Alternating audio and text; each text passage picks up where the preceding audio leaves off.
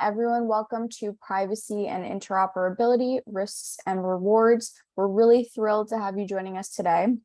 If you're just entering the room, please drop your name, your organization, where you're joining us from into the chat. We love to see where you're all coming from.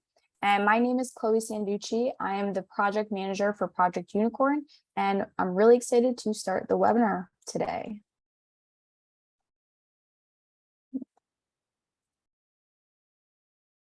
All right, so for today's agenda, we're going to be starting off with a welcome and introduction, and then we're going to move to an overview of privacy and interoperability, followed by a discussion of the risks and the rewards that accompany both privacy and interoperability. Then at the end, we're going to have a Q&A section, followed by a review of next steps. So as we move through this webinar, please add any questions that you have in the Q&A section of the webinar room, and you can do this throughout the entire webinar. We'll get to them at the end, and you're going to see a little button at the bottom of your screen that says Q&A.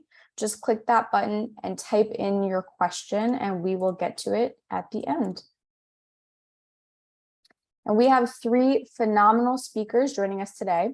First is Larry Fruth, Executive Director and CEO of A4L, the Access for Learning Community. Next, we have Jim Siegel, Senior Technologist at the Future of Privacy Forum.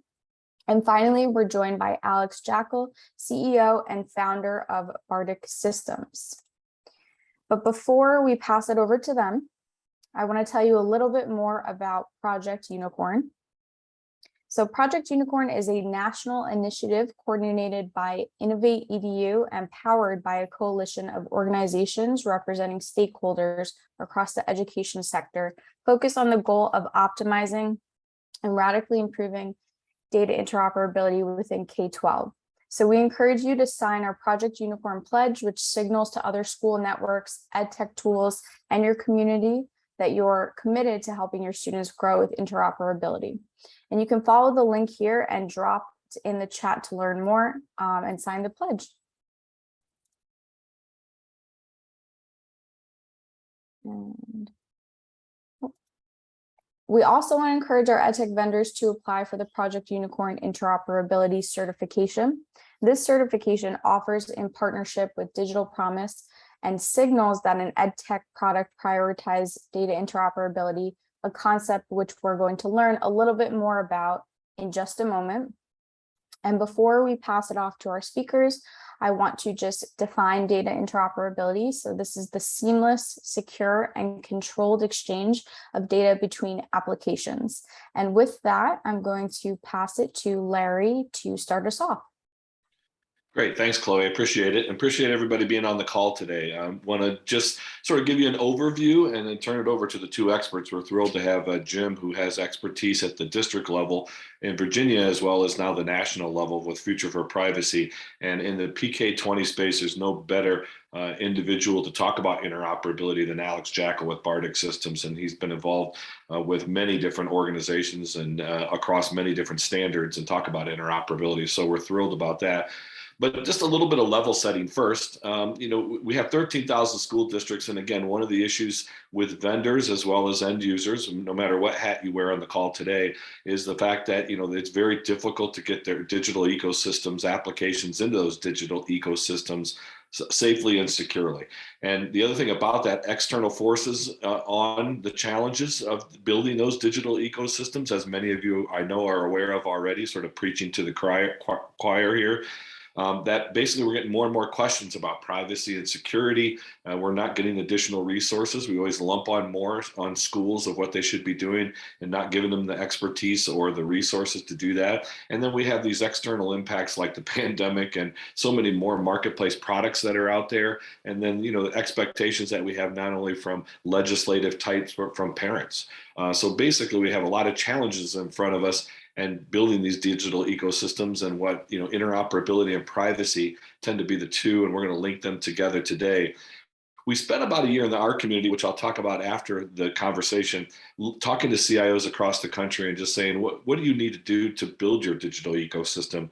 And you notice on the left-hand side, over the past 4 years, we've changed this diagram to include the home because of the fact that the pandemic hit, and now you're accessing these tools from home as much as they're doing from the school districts themselves. So you can see the different steps. We're not going to go through the different steps, but as you look at them, you can pretty much encapsulate that it talks about privacy and getting, those applications in place, interoperability about them sharing data, and then also about how you keep the digital ecosystem safe and secure for everybody, including the practitioners through professional learning. So we'll come back and talk a little bit about this and how we're trying to support all those. But if you look at that, it's really interoperability and privacy sort of driving the conversation on all those different steps in building those digital ecosystems. We also have a lot of different stakeholders all of us report to. So the district in the blue, you notice, has a lot of different needs they have for resource and data exchanges, like civil rights data reporting, like rostering applications. And then you have the parents and the caregivers wanting information of, how's my student doing? Can I get to their records? How do I get to a learning application? During COVID, parents were doing some of the facilitated learning. And then you have state agencies whose responsibility is to get get that information from the districts and then be able to report that back to the stakeholders in the state, but also to the federal government. And you see, then we have the vendors and the providers all in this ecosystem, wanting their products to be used in the marketplace. They want to be able to easily get those things in place and be able to share data between. And really, a key to a lot of this is everything being wrapped around privacy enforcement. So not only do we have fewer resources and more expectations, we have a diverse group of people expecting things from school districts. And again, into what we're talking about today, interoperability and privacy are really the key factors with it. So just to give a quick sort of overview of with a couple slides talking about sort of a privacy 101, I want to turn it over to Jim and let him give his take of it, and then we'll go to Alex for a 101 on interoperability, and then get into some of the risk and rewards when you mix the two together. So Jim, you want to take over? Thanks, Larry. When I think about student data privacy, it's easy. The first thing that comes to mind is laws, but I want to put this in the context of today's discussion about risk. And when I think about managing risk, and we manage risk to get benefits, I think about managing three kinds of risks. I think about managing the risk of being out of compliance, and that's really what this slide talks about, the laws. I think about managing the risk of actual harms, data breaches, disclosure of private facts, embarrassment, restraining and constraining students' future opportunities. And then lastly, because we're all working mostly in public institutions, the risk of public perception. I used to work in a large district in the DC area. We always describe this as the risk of being on the front page of the Washington Post. So managing these three kinds of risks, and the compliance risk is the one that really deals with looking at the laws that control student data privacy. I see many familiar faces and friends in the chat, so I know that you're very familiar with this. But in terms of thinking about the laws, I think one of the first settings is that a majority of the laws at the federal level apply to schools rather than to vendors. There's a small number of laws that apply to vendors, COPPA being one of them, where data is collected from children under 13 and where there's a limited way that schools can act and provide consent on behalf of the parents. But most of the federal laws really apply to schools. And where that is important in terms of interoperability, in terms of disclosing data to a third party, schools really need to be very thoughtful about putting language in their contracts, in their data protection agreements, to bind vendors to the requirements that they are on the hook for. There's a few other things I want to flag on this one. Hipaa has been in the news a lot lately, the last 3 years. Really does not apply to schools. It's something that I've gotten more questions in the last 3 years about Hipaa than I have in the previous 16. But generally, any kind of health data that we're collecting in schools is typically thought of as part of the education record. Now, one area that has changed a lot in the last 8 years has been at the state level. So many states, 42 states and District of Columbia, have passed privacy laws that many regulate both state educational agencies, local education agencies, and vendors. And that's really a big difference from what we see at the federal level. So in thinking about how privacy and interoperability come together, I really think the core element for me is both deal very heavily with data flows. And when I think about data privacy, it's the practices that relate to the collection, the use, the protection, and the sharing of information for student information. And my mnemonic for that is CUPS. And the last element that's really important in thinking in terms of the data lifecycle is data deletion, data disclosure. So what do you do with a cup when you're done with it? You dispose of it. Yeah, now, Alex, you want to jump in? Thanks, Jim, for a quick overview of privacy. And again, we'd be happy to take questions a little more deeper dive toward the end. But Alex, we already saw one definition from Unicorn. It seems like everybody has a different definition of what interoperability. But Alex, you want to give us sort of a 101 on a couple slides, just talking about interoperability and some of the challenges before we jump into the risk and reward conversation? Mute, it would Alex. help if I unmuted, yes. There you go.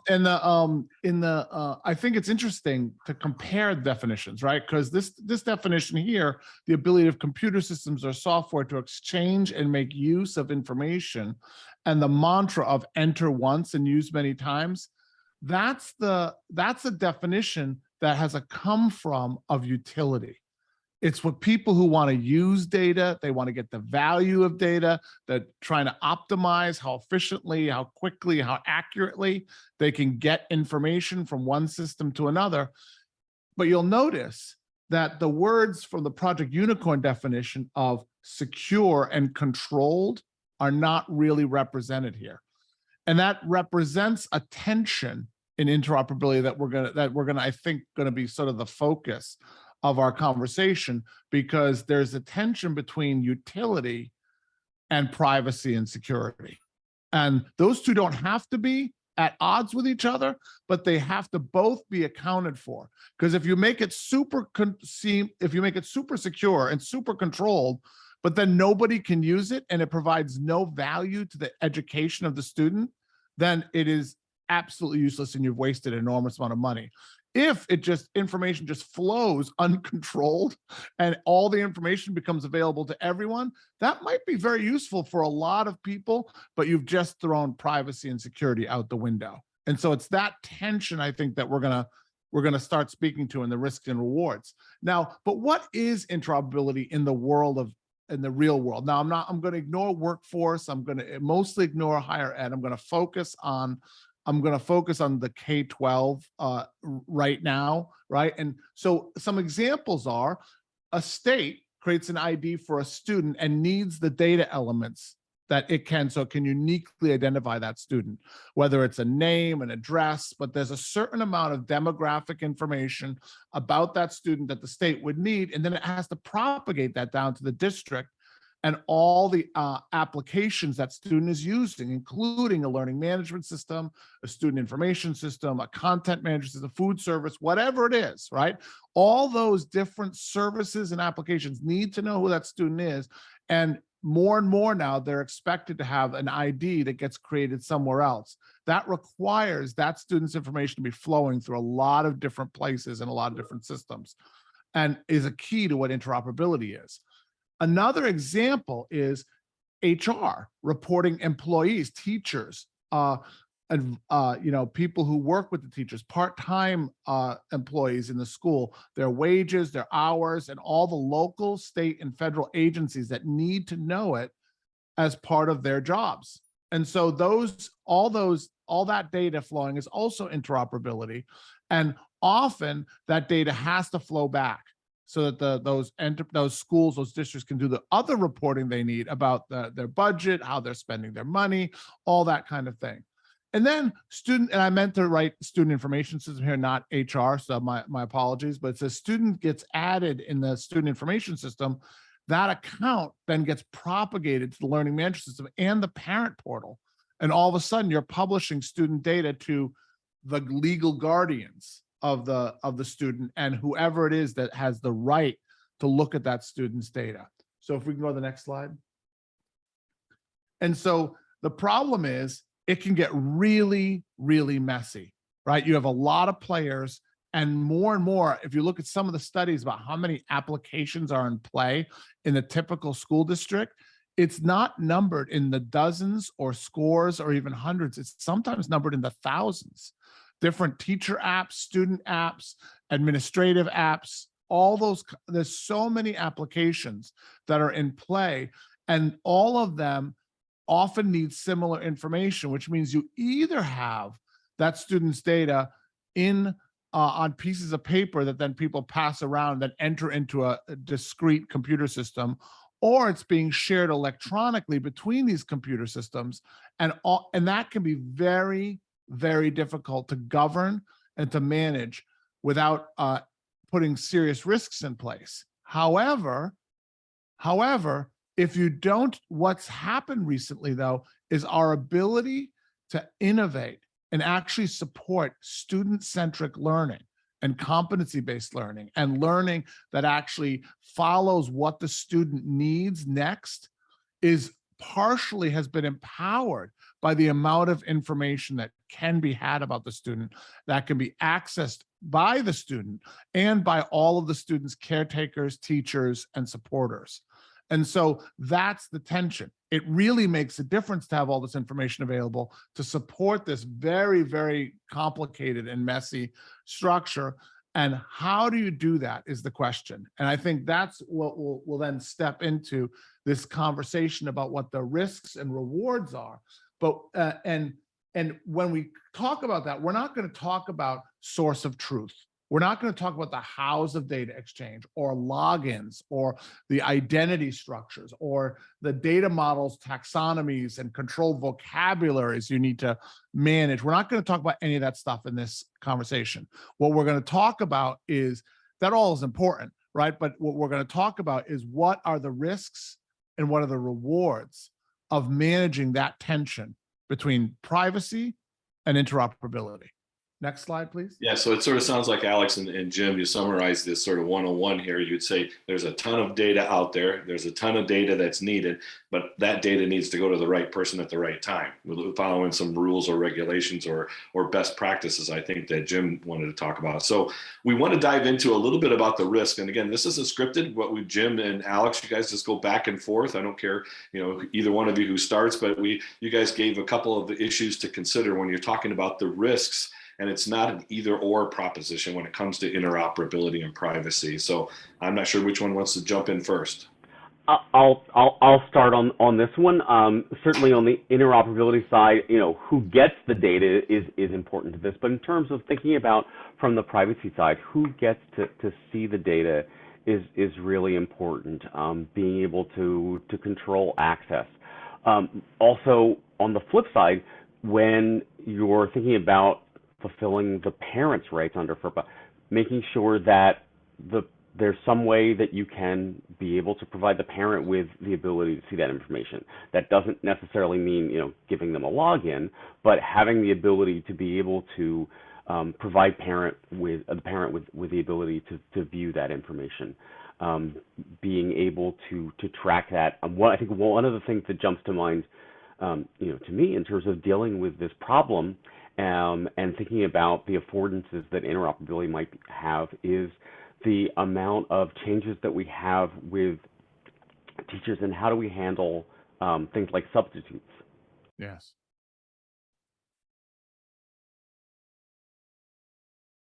There, Jim? Yep, I'm going to toss it over to you, Alex, for a second.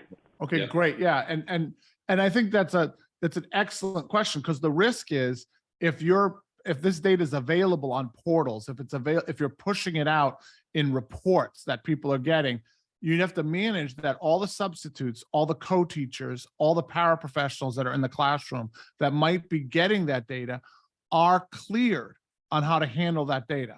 That's a risk, right? One of the risks of interoperability and having a lot of information available is that information is then in a lot of people's hands.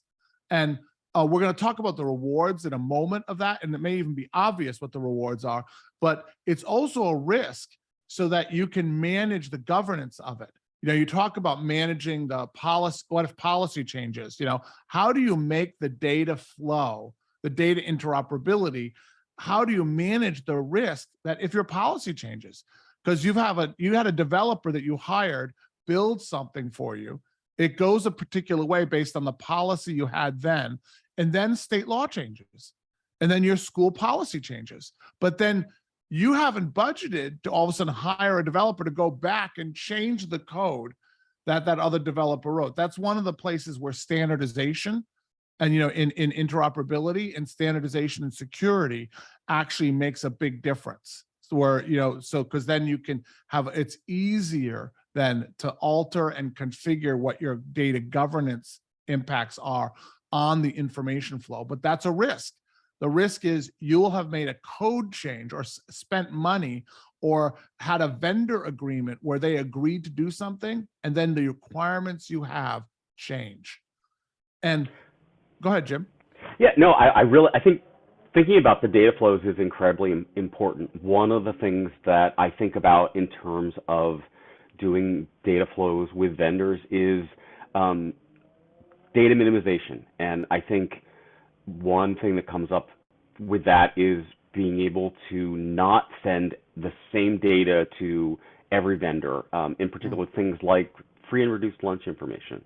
So having a single set of data that goes out to all vendors is definitely convenient, but being able to restrict that and provide the minimum set of data that is necessary for a vendor to be able to provide the service, and being able to control and shut down data that's not needed.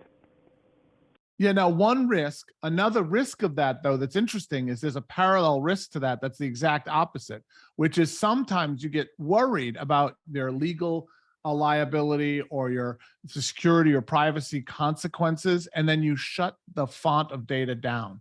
And all of a sudden, an application that could really be useful for your students doesn't work because it doesn't have the information it needs to really serve that student. And that's a philosophical decision, and it's just that you have to be thoughtful about what level of flow of information you're going to give.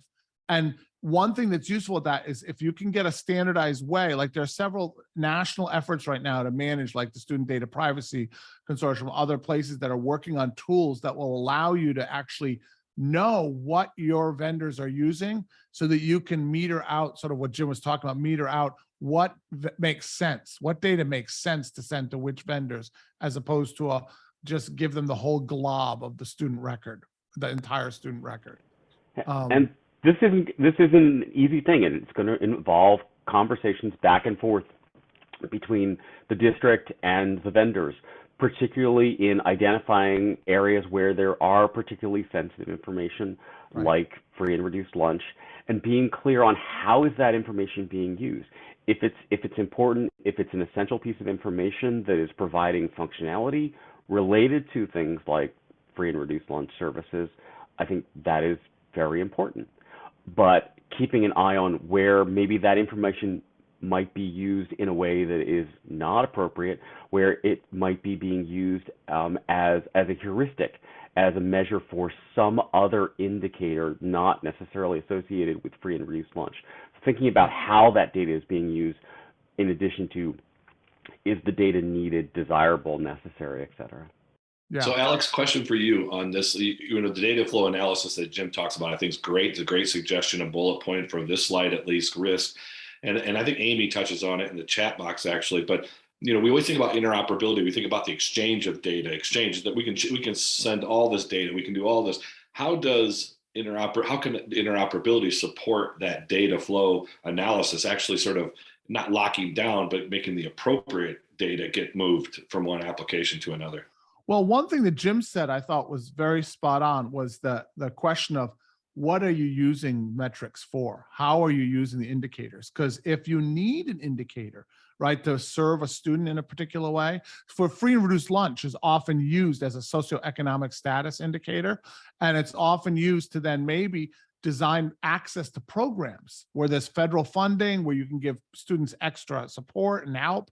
And it may be that one way interoperability can help is you can build services, especially, again, again, advocating for doing standards rather than having one-off code written, right? But if you can use standards, you can build interfaces so that free and reduced lunch gets transformed before it gets sent, right? So you can actually just maybe send eligibility for certain programs through the information flow rather than actually sending the free and reduced lunch status of the student. You can say this student is eligible for these 5 programs that you're offering. And then don't have to necessarily say, oh, they're getting free lunch, they're getting reduced lunch, they have this socioeconomic status, their parents make this much money.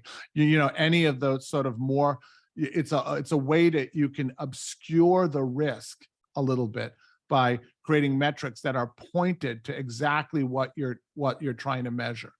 And it's difficult because even that can be used to, you know, it may reveal too much information. And one of the risks that I wanted to point to is this whole question of how can I protect my students from abuse? It's a challenging question because the way you can most guarantee that you're protecting your students from abuse is having as much information as possible. So if you're a good actor, you want as much information as possible. So you can go, oh, look, there's signs here that the student is being, you know, abused or this data is being misused. But at the same time, if the system allows you to have all that data, if you're a bad actor, that then allows more abuse to happen. And that's just one of those things where Jim was saying it's challenging and you have to be thoughtful about your methods for that and how you identify people, how you identify yourself, and then look at who's allowed to do what. Like perhaps guidance counselors can see certain information in order to support students, but that the subs or a teacher or a particular kind of employee won't see. And that's a very challenging thing to take on. And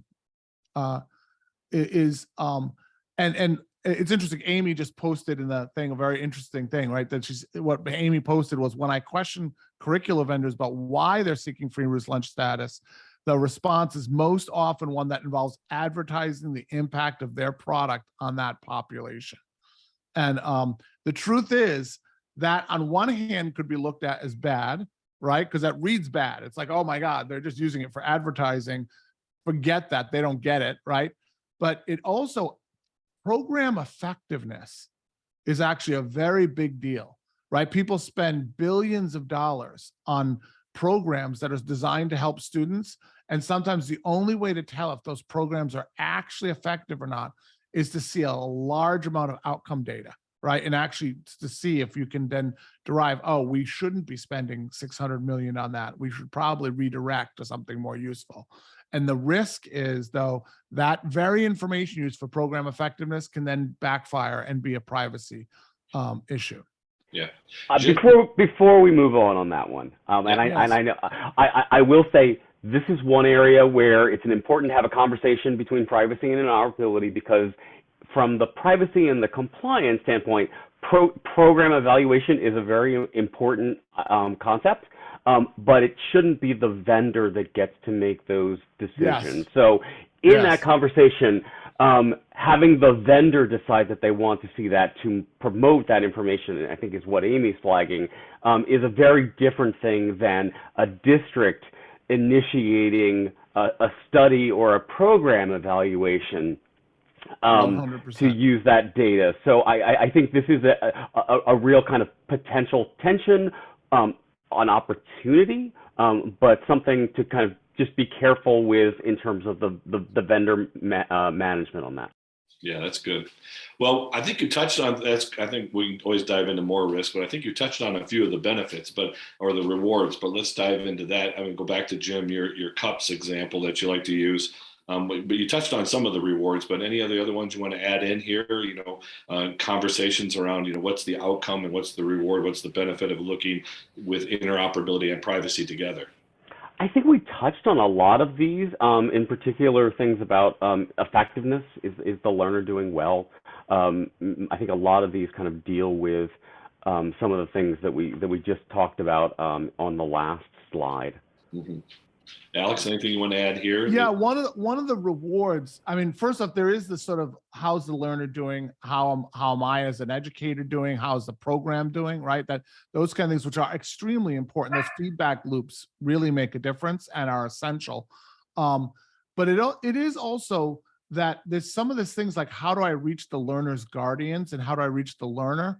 That is one of the things that really makes a difference, like being able to reach out to the parents. Like there's a lot of studies and research right now that involvement by the parents is incredibly influential on education.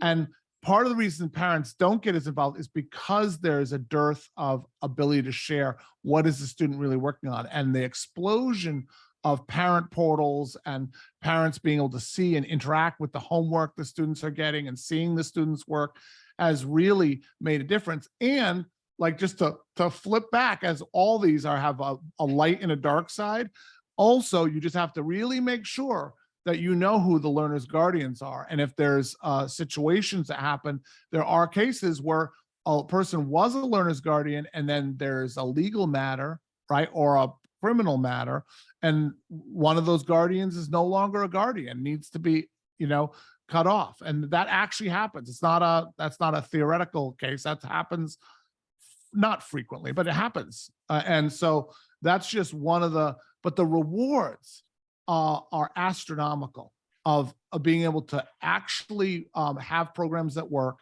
to actually be able to know where the learner is and be able to support the learner where they are.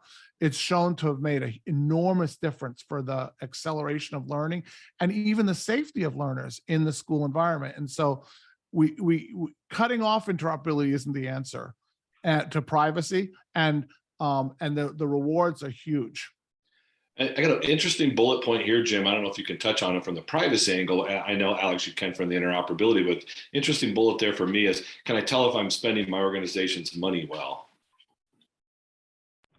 I mean, is that predominantly an interoperability resource allocation, or could it also be a privacy issue? I think in terms of doing studies, doing a program evaluation, I think it absolutely relates to privacy. I mean, those are two of the more significant FERPA exceptions in terms of sharing data with a third party, a researcher, a university, to be able to look at program effectiveness.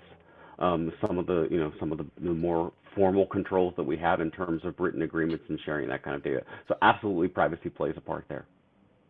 And Alex, from an interoperability specific sort of example of the organization's money.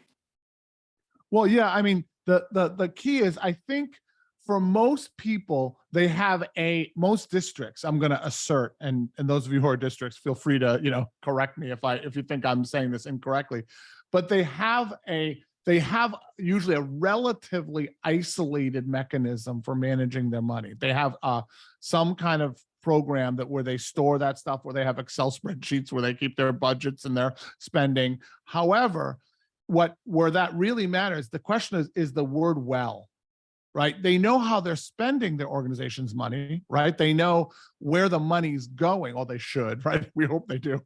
And, but it's the question of whether they're spending their organization's money well. And that it all goes back to that ability to evaluate, those feedback loops. Like, we're spending X money in order to improve this group of students' effectiveness in learning.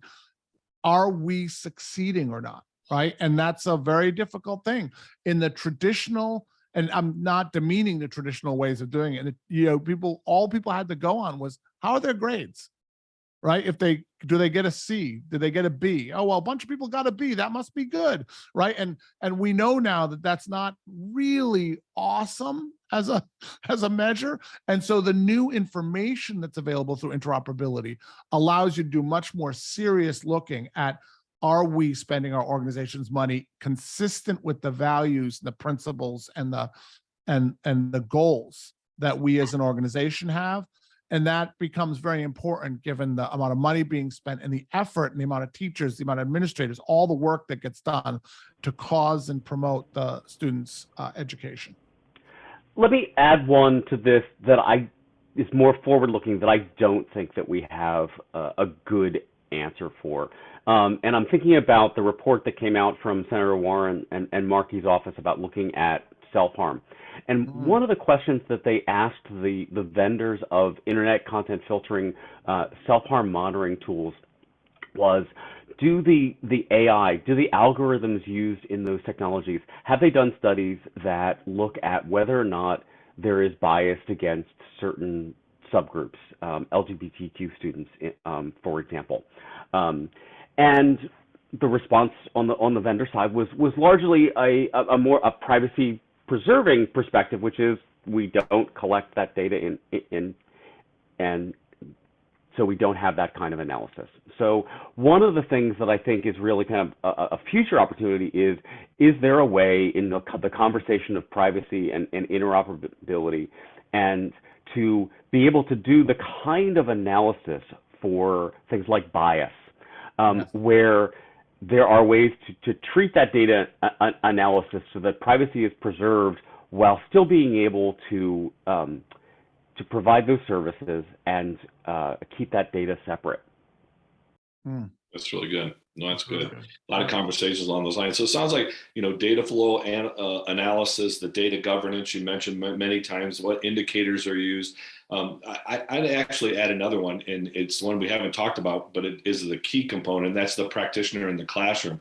I can just tell you from my own personal experience, I have two kids in high school, and during even offline when they were COVID or when they're online in school, teachers are using different applications differently. I was asking, where's your biology work? Well, it's over here in the LMS. Well, where is this work for your English? Well, it's over here in the SIS. And, one of the things to talk about is practitioners and, what do they want to have done, engaging them as well. I think it's an interesting conversation that we could probably delve into even deeper. So let me just touch, thanks you guys. I just want to, privacy here, special risk considerations. Sorry, I forgot about this one. Yeah, I just wanted to mention this in passing because I think this is one of the more concrete examples where we see the interplay of privacy and interoperability, in particular in single sign-on, a huge convenience. So this is what I would call federated single sign-on, being able to use a third party as an authentication service. We see this as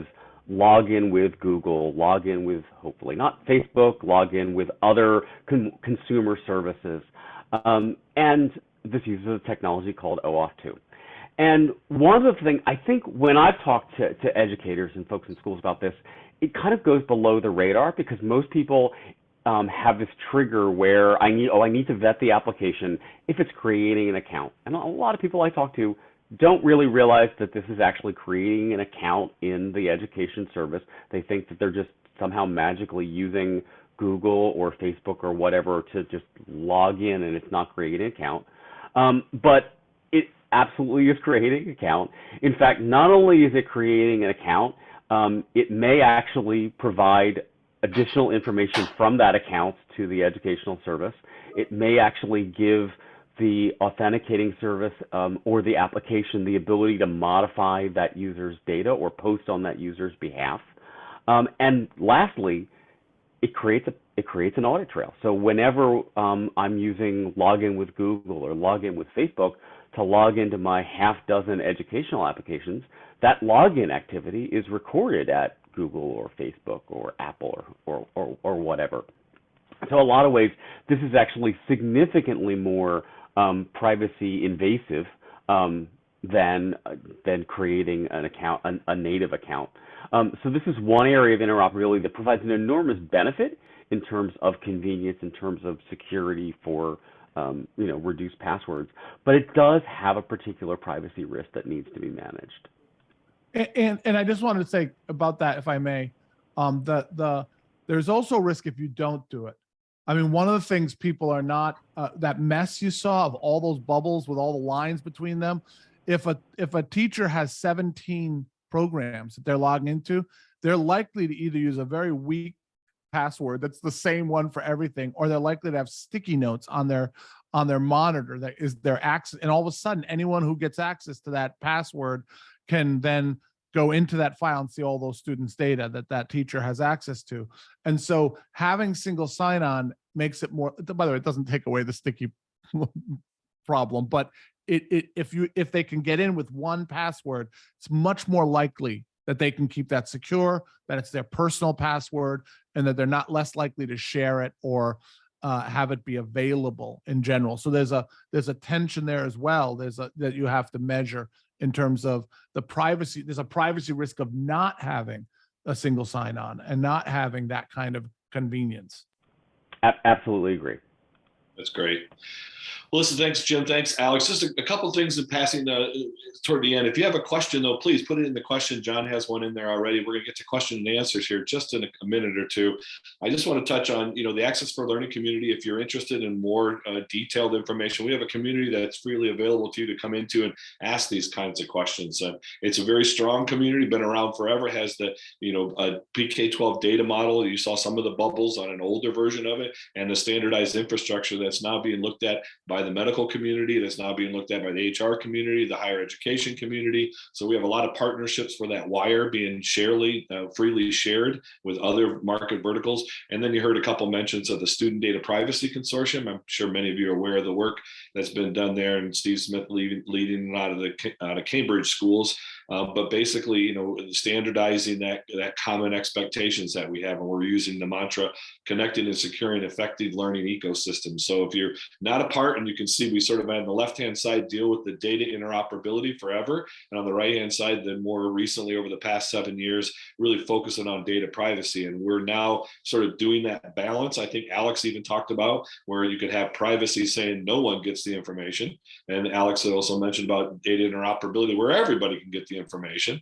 And what we're doing as a community together, and you're invited to the table, is basically try to get that right. And the fact that you have to deal with interoperability and privacy, and not just a simple way to say, yep, we do that, or no, we don't do that. You have to prove it on both sides of the fence that we have here. So check out the student data privacy work. We have 35 now state alliances, over 80,000 data privacy agreements that Jim touched on in the resource registry, and 10,000 school districts represented in that registry itself to standardize the data privacy agreement that's required by FERPA.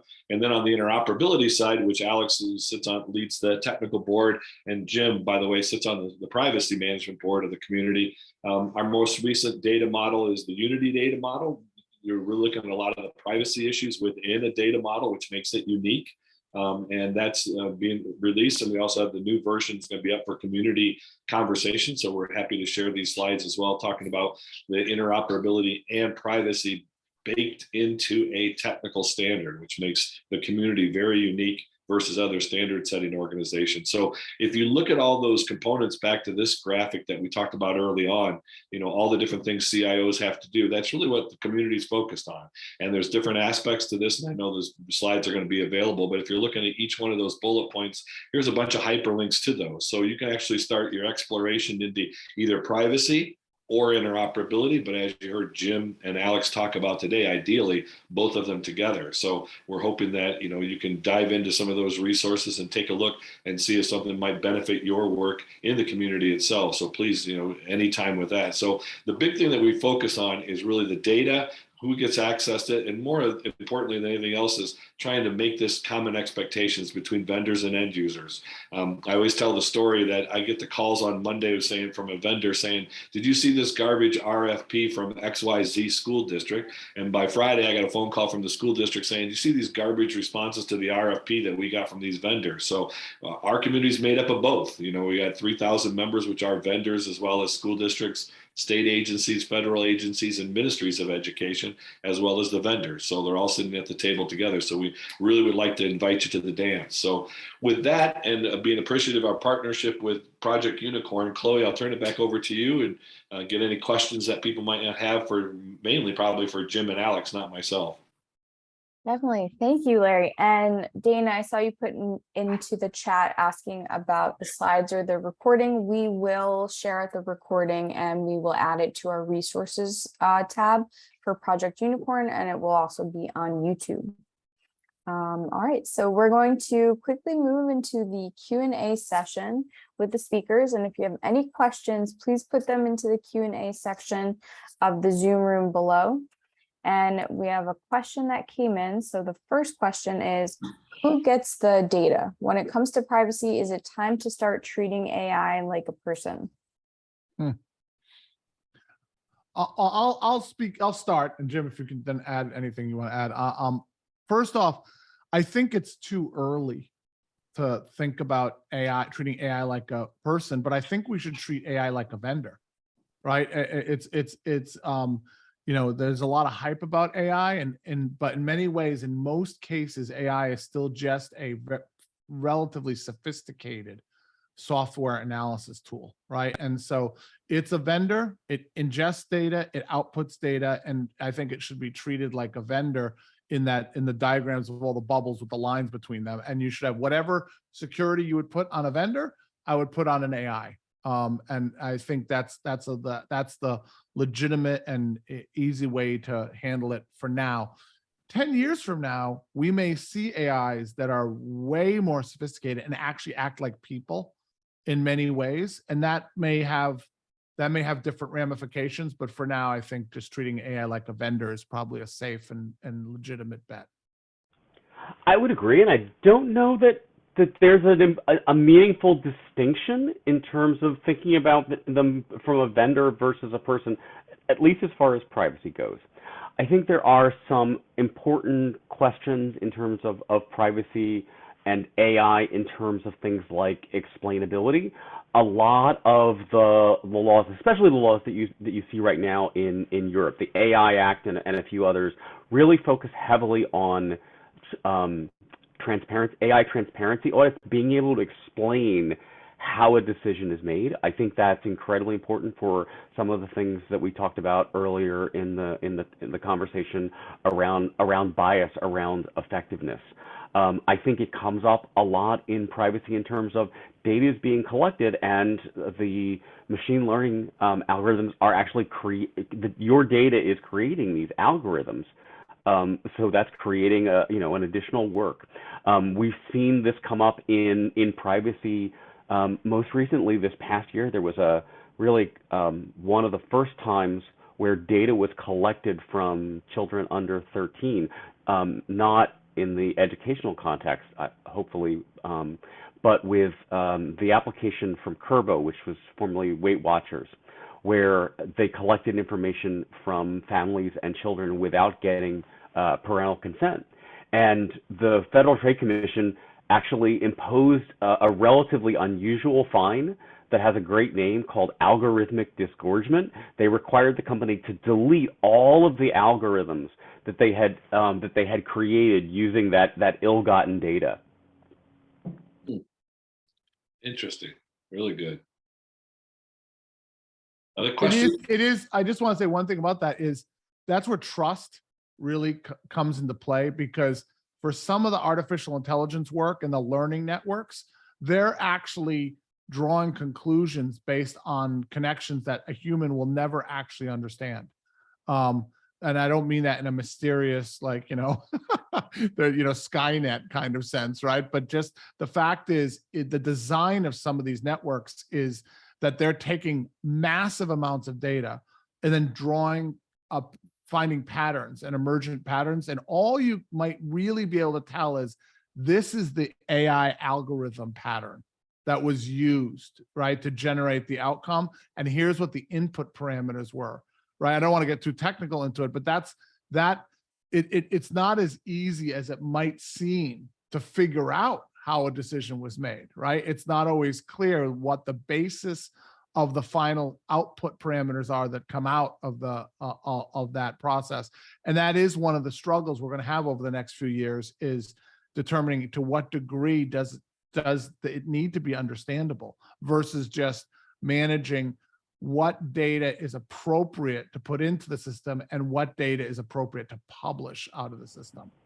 Yeah. And from a parent's right to inspect their kid's educational record, yeah, I can only imagine, that first conversation where a parent is asking to look at their kid's educational record, where something was generated from an algorithm, and asking somebody at the school to explain how that score came about. Yeah, Yeah. Let me ask you both a question quick. I'm a CIO. I'm in a school district. A lot of people on the call today and people will be listening to this. What would be one? I'm responsible for interoperability and privacy really at the end of the day. So what would I like my vendors to know about interoperability, Alex, or about privacy, Jim? What's the one or two key things that I want to hold their feet to the fire just to make sure they understand what my obligations are at the end of the day? You want to start with interoperability, Alex? Sure. I mean, I think standards. And it's tempting sometimes for vendors to think, oh, well, I have my proprietary APIs, my proprietary way of doing things. But it really, and they don't see, well, why should I have to interact with other people using their way? They should just interact with my way, which small vendors don't usually do. Big vendors think, oh, well, I'm not going to name any of the big vendors, but some of the big vendors are like, I'm this giant vendor that owns 60% of the market space. You should just follow my lead. I am the standard. But that then is a sacrifice to privacy, and it's a sacrifice to interoperability, because then you can't, that leaves the school districts with no choice. They get lock-in, then all of a sudden it becomes much harder sometimes to manage privacy, especially if all the data of the student is all of a sudden being handed over to that, that one vendor. And so I think standards is key, and districts can enforce it. They can say you have to follow the standard, right? And I'm not saying there shouldn't be a back and forth and there shouldn't be discussion, but that holding your ground on standardization versus convenience is worth holding your ground on. That's what I would say about that. That's great. Thanks. Jim, same thing for you, big vendor, small vendor. What do you want them to know about privacy to make your job easier as a CIO?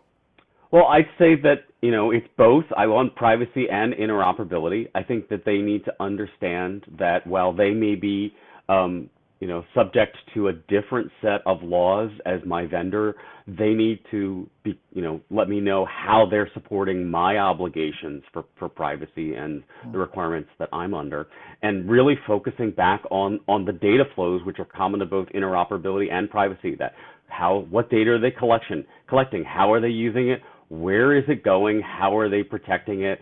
And more these days, data retention, annual data deletions, using the exhibit in the national agreement. How am I making sure that data is deleted when my district doesn't need it anymore? Great. Sorry, Chloe. Chloe, I was a little curious. I had to ask the question. Well, I said Dana wrote a note, where is a good resource for vendors to see those standards? Can you share a few links? So in the PowerPoint, there are links there you can see for both student data privacy, for some of the standards, the interoperability stuff, the infrastructure stuff. So there's links there. If you look at the PowerPoint, that slide will have a lot of good links for you to go to. And obviously Project Unicorn itself on its website has resources for you to find links as well. Yeah. Ed Matrix is a great place to go if you want to check out Brant Red's great work around that. We're working with that at Data Standards United, which we're a part of. So Ed Matrix, if you Google that, you'll find a great schematic and get to see links to all the standards that are being used out there as well. So great question. All right. And if you have any other questions, feel free to put them into the chat or the Q&A. Otherwise, we are going to wrap up. And if we don't get to your question, you can still put it into the chat and we will follow up with you. I'm going to put 2 links into the chat that I referred to before, but we didn't link. So the Project Unicorn Pledge, along with the interoperability certification. But we want to thank you all so much for joining us today. It was a pleasure to have you here, and we hope that you enjoyed this discussion on data privacy and interoperability. And everyone here will receive a link to this webinar after the call with the recording, and we can also send out the slides so that you can watch it again and share it out with your networks. So make sure to stay tuned for future webinars with Project Unicorn and our extraordinary partners. Thank you, everyone, and have a great day.